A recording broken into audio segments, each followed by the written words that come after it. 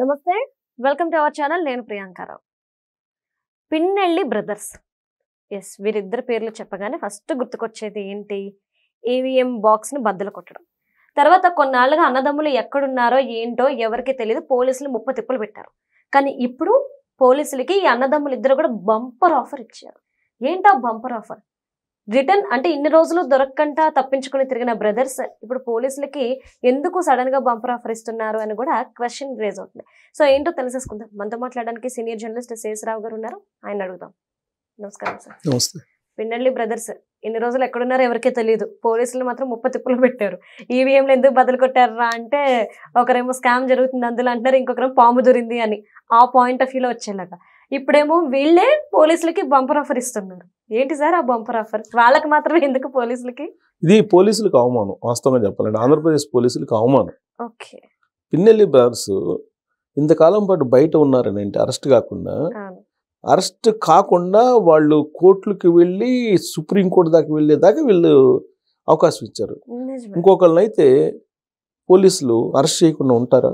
ముప్ప తిప్పలు పెట్టి తీసుకొస్తారు. మరి ఎందుకు పిన్నెల్లి బ్రదర్స్ అంటే మరి పోలీసులకి భయమా, లేకపోతే నిజంగానే పోలీసులు దొరకకుండా వీళ్ళు ఎంతకాలం పాటు తలదాచుకున్నారా? ఇప్పుడు తాజాగా మేము లొంగిపోతున్నాం కోర్టులో అని చెప్పి పోలీసులకి ఇన్ఫార్మ్ చేశారంట. విచిత్రం. 11వ తారీఖు అంటే ఇవాళే కదా, మాచర్ల కోర్టులో మేము లొంగిపోతున్నాము అని చెప్పి పోలీసులకి ఇన్ఫార్మ్ చేస్తే పోలీసులు శాంతి భద్రతల్లో నెలకొల్పుతున్నారంట అక్కడ.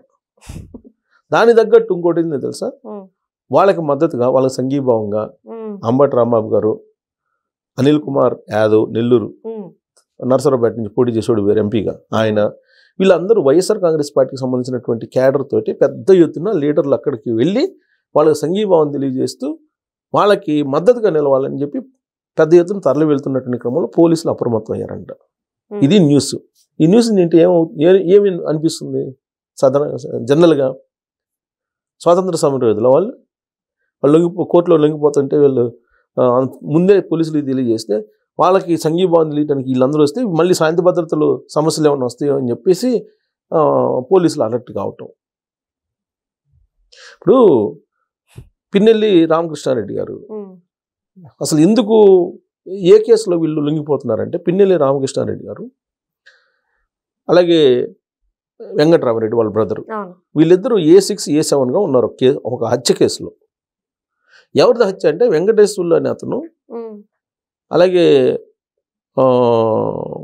కోటేశ్వరరావు అనే అతను, వీళ్ళిద్దరిని ఒకే రోజు జంట హత్యలు చేశారు. వెల్దుర్తి మండలం గుండ్లపాడు విలేజ్ సంబంధించినటువంటి వాళ్ళు వీళ్ళు.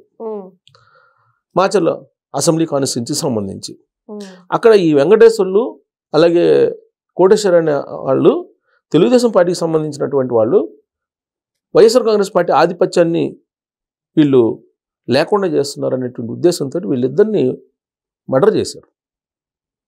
వీళ్ళిద్దరిని మర్డర్ చేసినటువంటి కేసులో అనుమానితులుగా A6 A7 కింద పిన్నెల్లి రామకృష్ణారెడ్డి అలాగే ఆయన బ్రదరు వెంకటరామరెడ్డి వీళ్ళిద్దరు ఉన్నారు. ఇది కేసు. ఈ కేసుకు సంబంధించి ముందస్తు బెయిల్ కోసం ప్రయత్నం చేశారు.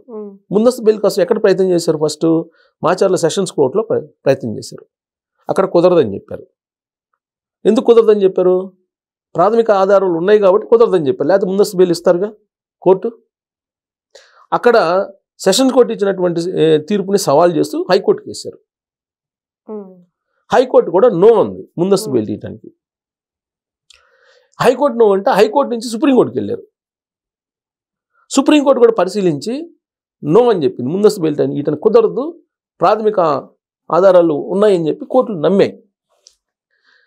అంటే సెషన్స్ కోర్టు నుంచి సుప్రీంకోర్టుకి వెళ్ళేదాకా అంటే ఈ మొత్తం ఎంతకాలం పట్టింది? ఈ మర్డర్ జరిగింది ఎప్పుడు? మే 24 ఏమో, మే నెలలో 24, 26వ తారీఖున జరిగింది ఈ మర్డరు. మే నెల ఎప్పుడుంది? ఇప్పుడు సంవత్సరం అయిపోతుంది, 6 నెలలు దాటేసింది. ఈ 6 నెలల పాటు ఆంధ్రప్రదేశ్ పోలీసులు ఏం చేస్తున్నట్టు? ముందస్తు బెయిల్ కోసం ట్రై చేస్తుంటే ముందస్తు బెయిల్ మేము వద్దు అని చెప్పి కోర్టులు చెప్తున్నప్పుడు, సెషన్స్ కోర్టులో రిజెక్ట్ అయినప్పుడు ఇమీడియట్గా వాళ్ళని ఐడెంటిఫై చేసి అరెస్ట్ చేయాలి కదా. అట్లీస్ట్ కోర్టుకి వాళ్ళు వెళ్ళినప్పుడు ఆ కోర్టు దగ్గరికి వీళ్ళు వెళ్ళొచ్చు కదా సార్. నేను అదే చెప్తుంది, పోలీసులకి ఇప్పుడు బంపర్ ఆఫర్ అని. అందుకే పిన్నెల్లి బ్రదర్స్ పోలీసులకు ఆఫర్ ఇచ్చారు, ఇప్పుడు మేము లొంగిపోతున్నాం, మీరు రండి మమ్మల్ని పట్టుకోండి అని. ఇది జరిగింది. జనరల్గా ఏమనుకుంటారు, ఇది ఈవీఎం కేసు అనుకుంటారు. ఈవీఎం కేసులో ఆల్రెడీ అరెస్ట్ అయ్యారు. అప్పుడు ఎలక్షన్ కమిషన్ ఆధ్వర్యంలో మొత్తం వ్యవస్థ ఉంది. ఎలక్షన్ కమిషన్ ఆధ్వర్యంలో వ్యవస్థ ఉంది. ఎలక్షన్ కమిషన్ మొత్తం ఆయన పగలగొట్టింది అంతా చూశారు. దానికి సంబంధించినటువంటి వీడియోలు ఉన్నాయి. ఆ రోజున వీడియోలు లీక్ చేసిన పోలీస్ ఆఫీసర్ మీద వైఎస్ఆర్ కాంగ్రెస్ పార్టీ వాళ్ళు అభాండాలు మోపారు, ఎవరో లీక్ చేశారని చెప్పేసి, అది బయటకు వచ్చిందని చెప్పి ఆయన పోయి డైరెక్ట్గా పోలింగ్ కేంద్రానికి పోయేసి ఈవీఎంను పగలగొడుతుంటే ఒక అతను తెలుగుదేశం పార్టీ ఏజెంట్ అనుకుంటా, ఆయన అడ్డుకునే ప్రయత్నం చేశారు. ఆ తర్వాత ఆయన్ని వైఎస్ఆర్ కాంగ్రెస్ పార్టీ వాళ్ళు ఏం చేశారో తెలుసు అందరికీ. తర్వాత మంజుల అని చెప్పి ఆవిడ పోలీస్ స్టేషన్లో పోలింగ్ బూత్లో కూర్చొని ఉంటే ఆవిడ్ని గొడ్డలు తీసుకుని ఎట్ట నరికారో తెలుసు. మాచారు ఇవన్నీ మార్షల్ నియోజకవర్గానికి సంబంధించినటువంటి ఎపిసోడ్లే కదా. మరి పిన్నెల రామకృష్ణారెడ్డి గారి వెంకటరామరెడ్డి గారిని పోలీసులు ఇంతకాలం పట్టుకోలేకపోయారంటే ఇంటెలిజెన్స్ ఫెయిల్యూరా, పోలీస్ ఫెయిల్యూరా, లేదంటే వాళ్ళని అరెస్ట్ చేస్తే లా అండ్ ఆర్డర్ సిచ్యువేషన్ వస్తుందని చెప్పి భయపడిపోయి అరెస్ట్ చేయలేదా? సెషన్స్ కోర్టు నుంచి సుప్రీంకోర్టుకి వెళ్ళేంత వరకు వెయిట్ చేశారని అంటే జనరల్గా ఏ కేసులైనా పోలీసులు ఇలానే వ్యవహరిస్తారా? కాకపోతే ఈవీఎం పగలగొట్టిన కేసులో ఎలక్షన్ కమిషన్ సీరియస్గా చెప్పినట్టుంది. దాంతో తీసుకెళ్లి నెల్లూరు జైల్లో వేసినట్టున్నారు కొన్ని రోజులు. ఎవరిని, పిల్లిని రామకృష్ణారెడ్డి. సో అప్పుడు కూడా పట్టుకోవడానికి ట్రై చేస్తే వీళ్ళు పరారైపోయారు. వెంకటరామరెడ్డిని అరెస్ట్ చేయాల, ఓన్లీ రామకృష్ణారెడ్డిని అరెస్ట్ చేసినట్టున్నారు. వెంకటరామరెడ్డిని అరెస్ట్ చేయాల, వెంకటరామరెడ్డి పరారైపోయాడు, ఎక్కడికో వెళ్ళిపోయారు. దీన్ని బట్టి చూస్తే కేసుల విషయంలో ఆంధ్రప్రదేశ్ పోలీసు కొన్ని కేసుల విషయంలో ఎలా వ్యవహరిస్తుంది అనేది మనకు అర్థమవుతుంది. వాళ్ళది వైఎస్ఆర్ కాంగ్రెస్ పార్టీ కావాలని పెట్టిన కేసులు అంటారు. మరి జంట హత్యలు జరిగినాయి అక్కడ. కావాలని పెట్టిన కేసు అయితే ఎందుకు సార్ వచ్చి లొంగిపోతామంటున్నారు? అంటే అనుమానితులు. ఇప్పుడు వాళ్ళని మనం హంతకులు అని చెప్పి అనటానికి లేదు కదా, హంతకులు అని చెప్పి అనటానికి లేదు కదా, యాజ్ పర్ ది యాక్ట్. హంతకులు అనడానికి లేవు. వాళ్ళు ఫైనల్ అయిపోయి కోర్టులో తేల్చేంత వరకు మనం హంతకులు అనటానికి లే, అనుమానితులు అనాల్సిందే, నిందితులు అనాల్సిందే. సో ఇప్పుడు వాళ్ళు నిందితుల కింద చూడాలి. మేము లొంగిపోతున్నాం, మేము నిర్దోషులు, మాకు సంబంధం లేదా అంటారు. మరి ఆ కేసుని ప్రాథమికంగా కోర్టులు, ఇప్పుడు పోలీసులు ఆ కేసు ఫైల్ చేశారు. ఫైల్ చేసిన తర్వాత కౌంటర్ వేస్తారు కదా. వీళ్ళు బెయిల్ కేసినప్పుడు, పిన్నెల్లి సోదరులు బెయిల్ కేసినప్పుడు అటువైపు నుంచి పోలీసులు కూడా పిటిషన్ వేస్తారుగా. వేసినప్పుడు ప్రాథమిక ఆధారాలు ఉన్నాయని చెప్పి నమ్మే కదా సెషన్స్ కోర్టు మీకు ముందస్తు బెయిల్ ఇవ్వండి. హైకోర్టు ఇవ్వలేదు కదా, సుప్రీంకోర్టు కూడా ఇవ్వలేదు కదా. అంటే ఇన్ని ప్రయత్నాలు చేసేంత వరకు పోలీసులు ఎందుకు అరెస్ట్ చేయలేకపోతున్నారు అనేది.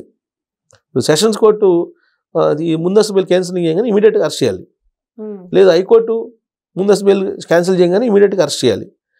సుప్రీంకోర్టు దాకపోయేదాకా టైం ఇచ్చారు కదా. సుప్రీంకోర్టు కూడా ఏం చెప్పింది తెలుసా? ఇప్పుడే ఎందుకు లొంగిపోతున్నారు తెలుసా? దీనికి పెద్ద ట్విస్ట్ ఈ వీడియోలో. సుప్రీంకోర్టు 2 వారాల్లో మీరు లొంగిపోండి అని చెప్పింది, లేకపోతే లొంగిపోయిన వాళ్ళు కాదు.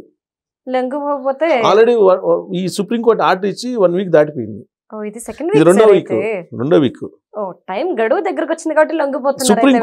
సుప్రీంకోర్టు ఆర్డర్ గడువు దగ్గరకు వచ్చింది కాబట్టి లొంగిపోతున్నారు. ఇది పెద్ద ట్విస్ట్. అది మరి ఈ కేసులో ఏం జరిగిందో, ఎలా జరిగిందో, ఎవరు ఎలా వ్యవహరించారో నేను ప్రత్యేకంగా చెప్పవసరం లే, జరిగింది చెప్తున్నాను నేను.